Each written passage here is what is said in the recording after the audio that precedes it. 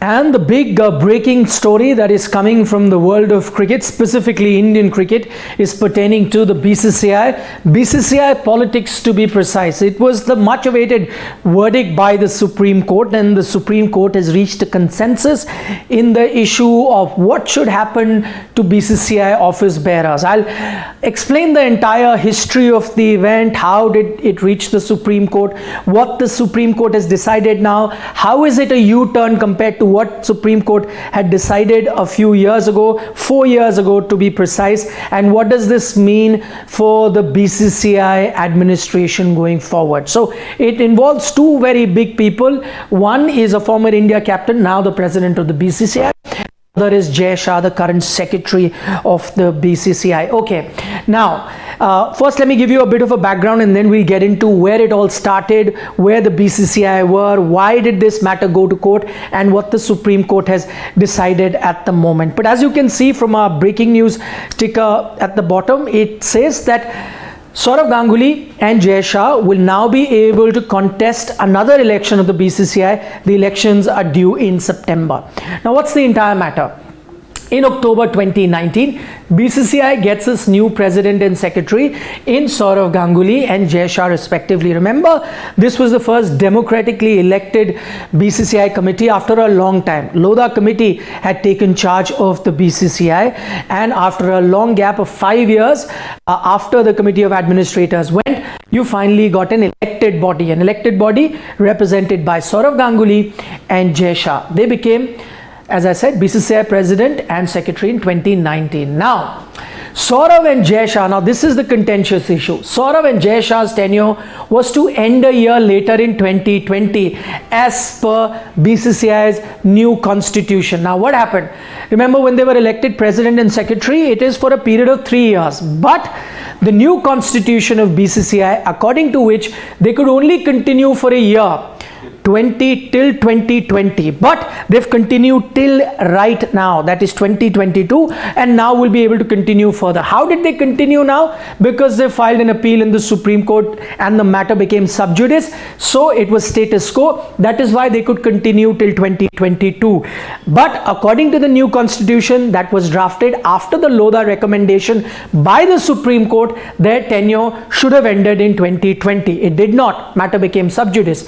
I'll just tell you what the new constitution was. Now, the BCCI redrafted constitution, which came up into effect in 2018, what did that say? It says an office bearer had to go for a 3-year cooling off period after 6 successive years as administrator at state or BCCI level. The most important line here is at state or BCCI level. So it was a combination of two. If you were an administrator for a combined period of 6 years consecutively, whether it was at the state level like the Delhi District Cricket Association or the Cricket Association of Bengal, Gujarat Cricket Association, wherever, that or the BCCI did not matter. If you were there for 6 years, that means you had to have a cooling off period for 3 years. Now what happened in the case of Sourav Ganguly, Jay Shah? Why are we saying that at 2020 their tenure had to end? Because according to the new constitution, now what happened? Ganguly was secretary, president at, first he was secretary, then became president at Cricket Association of Bengal since 2014. Add 6 years to it, 2020 is when his tenure should have ended, because he had gone on for about close to 5 years with Cricket Association of Bengal. He only had 1 year left at the BCCI, so he should have relinquished his position in 2020, but they took the matter to court. Jay Shah, similar case. He was the joint secretary at the Gujarat Cricket Association since 2014. There's a bit of debate in that because according to the Gujarat Cricket Association records, he was there even a year before, since 2013. So his 6 years actually finished in 2019, but even if you take 2014, 2020 is when his time was going to be up. But they were in the similar situation, but they took the matter to court and it was status quo. So because there was no decision taken by court from 2020 till now, they just continued in that position. Now, as I said, both had to start cooling off periods in 2020 according to BCCI's new constitution that was drafted by the Lodha committee after carefully looking at the functioning of BCCI. Remember, all this started in 2013 when there was the spot fixing case of Srisant. After that, you had Justice Mukul Mudgal being given charge of the BCCI by the Supreme Court. Then after Mukul Mudgal, you had a committee of administrators led by Justice Lodha, and after years of looking into the functioning of the BCCI, they recommended a few things to clean up the BCCI to the Supreme Court, and they upheld that. New constitution was done. But now from the new constitution, that's why I'm saying it's a U-turn by the Supreme Court. Supreme Court is the one that approved that new constitution. Now they've made changes to the constitution that they approved. Now, what happened? As I said, BCCI filed an appeal in the Supreme Court in 2019 after Sourav Ganguly and Jay Shah were elected, wanting the cooling off period after 6 consecutive years at one place, either a state association or the BCCI, but not a combination of both. So the appeal that the BCCI filed was saying, okay, look at the 6 years, look at 6 consecutive years, but look at them separately. So 6 years in state should not count as 6 years in BCCI. So if I've done 6 years consecutively in state, that should be null and void. If I've joined the BCCI, give me 6 more years to be at the helm of the BCCI. Earlier, Supreme Court had said that state association, BCCI, it's all the same. It is part of the same body, and cricket administration is the same thing. So it should be combined. That is what Supreme Court had said earlier. But BCCI put a plea in the Supreme Court requesting that please do not combine them, look at it separately.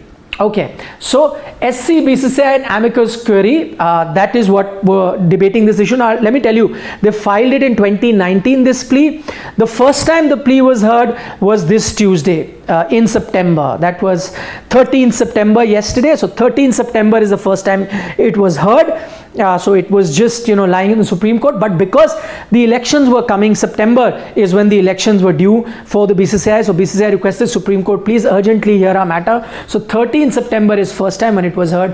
And 14th September, that's today, they have decided, they've reached a consensus to amend the BCCI constitution, allowing BCCI office bearers to complete 2 consecutive terms irrespective of their innings earlier in state association. So let's take Messrs. Sourav Ganguly and Jay Shah. Their 5 years in state association now doesn't count. They are being given 6 fresh years to be at the helm of BCCI as being BCCI office bearers. What does that do? They've done 3 years now. They got elected in 2019, 2020, they've done 3 years. Now it gives them a chance to stand for elections again in the September elections of the BCCI, and then if elected, they can again continue for 3 more years, and after that they will have a cooling off period of 3 years, after which they can come back again for another term. Now, in 2018, after giving his judgment, Justice Chandrachud, now remember, Justice Chandrachud is the only remaining, it was a 3-judge bench last time in 2018 that passed the verdict. Now, out of those 3 judges, 2 have retired. The only judge that remains is Justice Chandrachud. He's now once again hearing the matter. He said this. Now I'm telling you what he said today. You know what he's decided. He said, okay, fine, let's combine, let's not look at state and BCCI together, let's make it separate, so allow them. But the same question was raised earlier as well. Even at that time, BCCI had requested the bench that please do not mix state and the BCCI tenures together. At that time, Justice Chandrachud had said, cooling off must be accepted as a means to prevent a few individuals from regarding the administration of cricket as a personal turf. Let no one treat it as personal turf. The game will be better off without cricketing oligopolies, which means like you have a monopoly. Oligopoly means a power rested with just a few very powerful individuals. The same argument was made by BCCI in 2018, that allow us the continuity, let us continue for a few more years, this will help streamline the process, all the things that you're trying to do, all the changes you're trying to bring about, let us continue for long. At that time he had taken objection to it, saying no, we cannot allow it, you have to have a cooling off and you have to look at state and the BCCI level together. Suddenly he's had a change of heart. Suddenly he's decided no, he'll go back, which is why I said there is a U-turn. Now you can't help but see the connection of the powerful people now. So at that time, the person who was removed was N. Srinivasan. So the court had a different view for removing N. Srinivasan. That is why he couldn't continue. And the court is having a different view for Sourav Ganguly and Jay Shah. You cannot but ignore the powerful political connection that Jay Shah has. That is well known to everyone. He is the son of the Home Minister of the country. And that brings me to my last point. Interestingly, BCCI legal counsel this time for this case, this hearing, is Tushar Mehta, who is also the Solicitor General of India. Basically, he is there to represent the government in court cases. But is BCCI a part of the government? No. BCCI is an independent individual body. So question will be asked, how is that you have the Solicitor General of the country who's supposed to intervene on government matters, represent the government in court. How is he representing the BCCI in this particular issue? So these are certain questions, that deserve to be answered. All I can say, summing up the history and what has happened till now, maybe that famous quote, the more things change, the more they remain the same in the BCCI. For more such news updates, explanations, don't forget to subscribe to Sports Today.